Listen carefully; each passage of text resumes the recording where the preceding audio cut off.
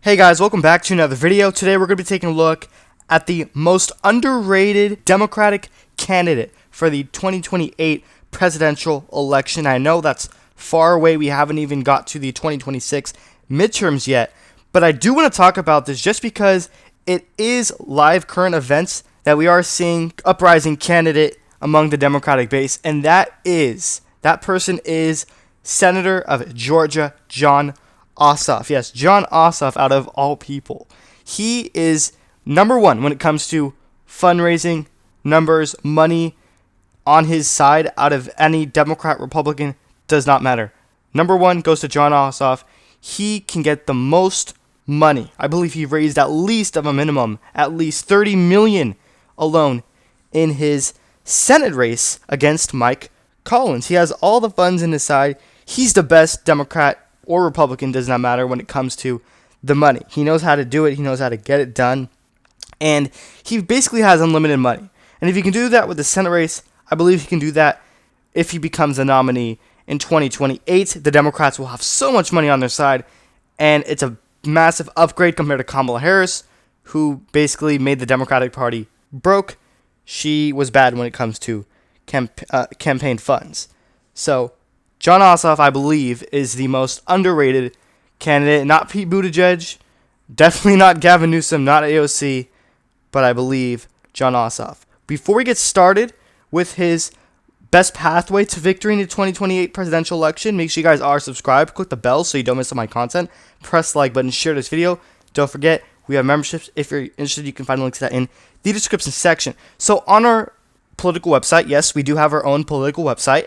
You can take a look at that in the pinned comment section or the description section down below of this video. Just scroll down quickly.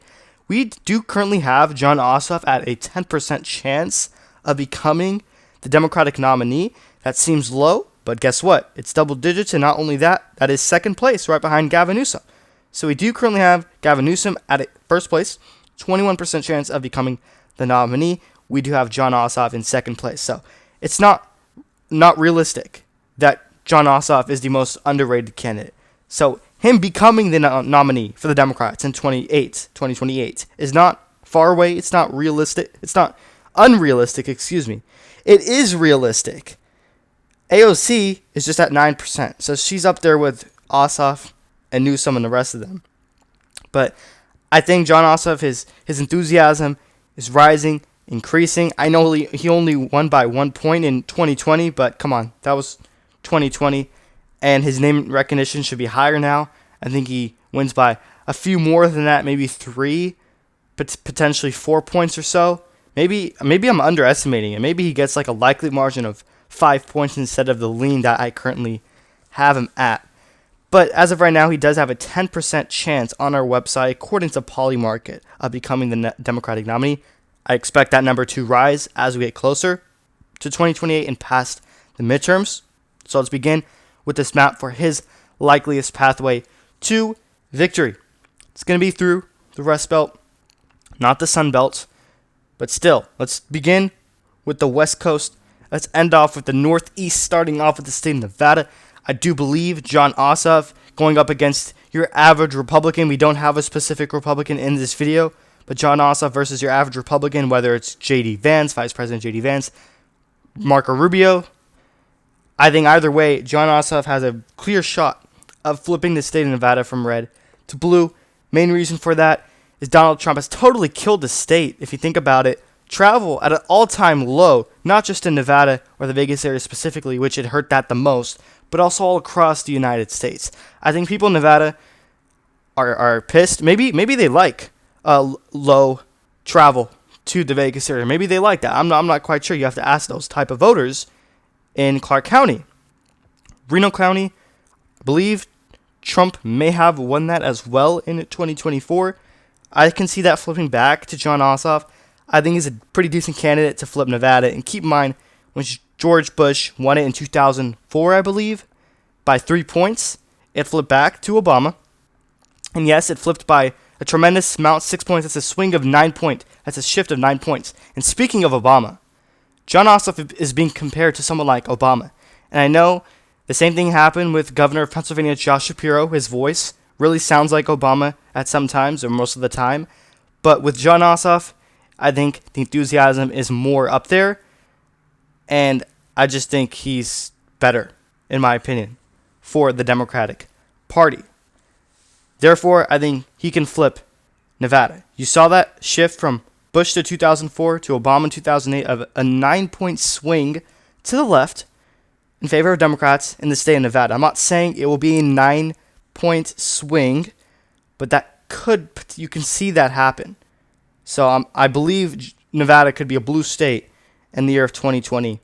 It's going to depend how well Republicans do with Hispanic voters.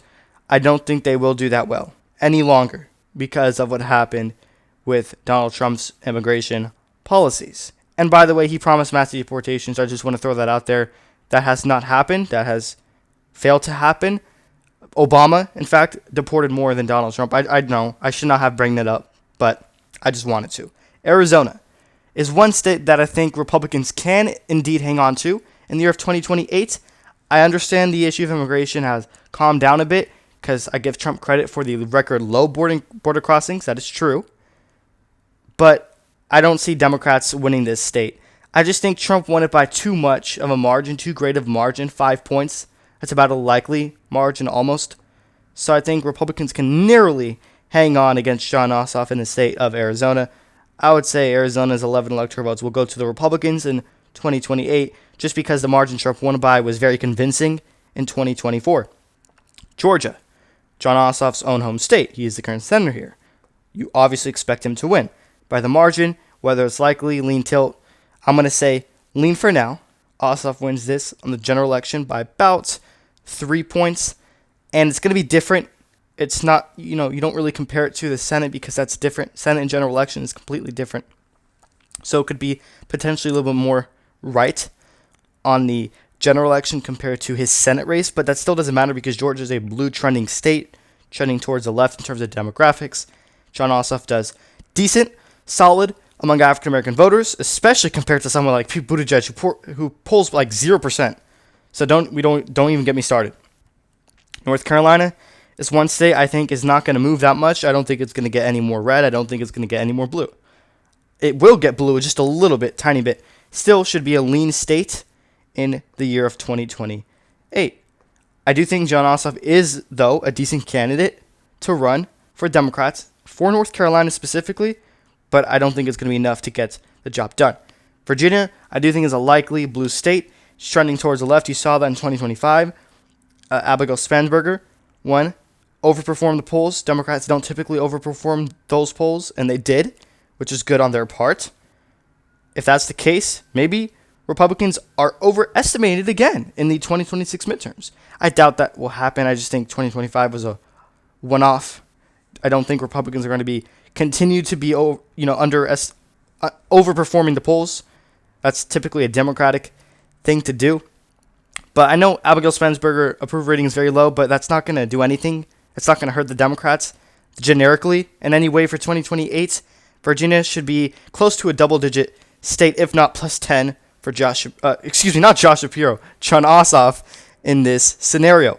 I do think Iowa and Ohio are still going to be red states, don't get me wrong, but I think the margins will drop down and narrow up a bit. So instead of solid red as they were in 2024, they could get under single digits, maybe 7 or 8 for your average Republican in those states in 2028, Iowa and Ohio. Minnesota, I think, is a lean Democratic state in 2028. Same thing with North Carolina here. Minnesota, I don't expect it to get any more blue. I don't expect it to get any more red. I think it's going to stay where it's at, plus 5 to maybe 4 for Jon Ossoff. That's the margin I have it. They don't really like populist candidates. That's why I don't think Jon Ossoff is that good of a candidate to run. In Minnesota, it really depends on the state. Jon Ossoff is more of that populist type of Democrat, not really an establishment whatsoever. He does break away with his party sometimes. Or excuse me, not the party. He breaks away with the establishment sometimes. Correct me. So, Wisconsin, we're moving on to the Rust Belt. This is where it gets very important.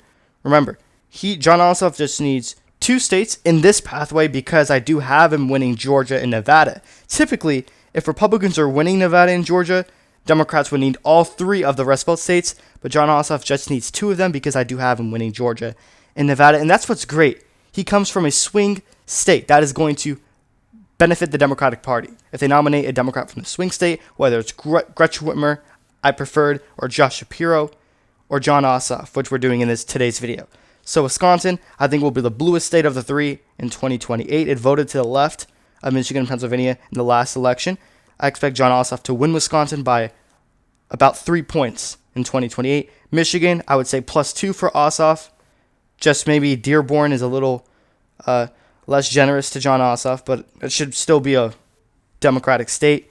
Donald Trump failed to keep his promises. Therefore, voters are pissed, and the nation should trend towards the Democrats' favor in the year of 2028 and 2026 as well. But we're not talking about that in this video. Pennsylvania, I do think is the one state that Republicans can attack the most when it comes to the Rust Belt. It voted to the right of the three in 2024. Pennsylvania was the reddest of Michigan and Wisconsin. Doesn't mean they're going to win it, because typically the Rust Belt states don't ever break apart from each other, and they never split. They vote in one direction. If one state goes one way, the rest will follow. Therefore, Pennsylvania is going to be a tilt blue state for Jon Ossoff. Now, don't get me wrong. Republicans can still win it, but guess what? Ossoff still wins because he gets New Hampshire by a likely margin. New Hampshire is going to be more blue in 2028, in my opinion. I think New Hampshire could be potentially +7 state for the Democrats. Harris won it by 3. I think they can win it by +5 more. Add on like a +8 for Democrats in New Hampshire, especially among college-educated voters. Democrats do good with that specifically, especially Jon Ossoff. I think he's a great candidate for college-educated voters. And New Hampshire should be a likely Democratic state. I actually think Kamala Harris was underestimated in the state of New Hampshire, believe it or not. I think that state is going to get more blue. So, 292 electoral votes for Jon Ossoff against your average Republican 246. So not quite 300, but almost there. Not a landslide, not anywhere near a landslide. But still, he wins the 3 Rust Belt states. That's all that matters, along with Georgia and even Nevada. So Jon Ossoff at 292, that's good in my opinion. For, blue wave year, that's whatever, but it's 2028. Let me know your thoughts and opinions on the map. What states you agree with or disagree with, and why in the comment section down below. Don't forget to check out our website. One last final reminder is to subscribe, click the bell so you don't miss on my content. Press the like button, share this video. Don't forget we have memberships. If you're interested, you can find links in the description section. That's pretty much it. Thank you everyone for watching.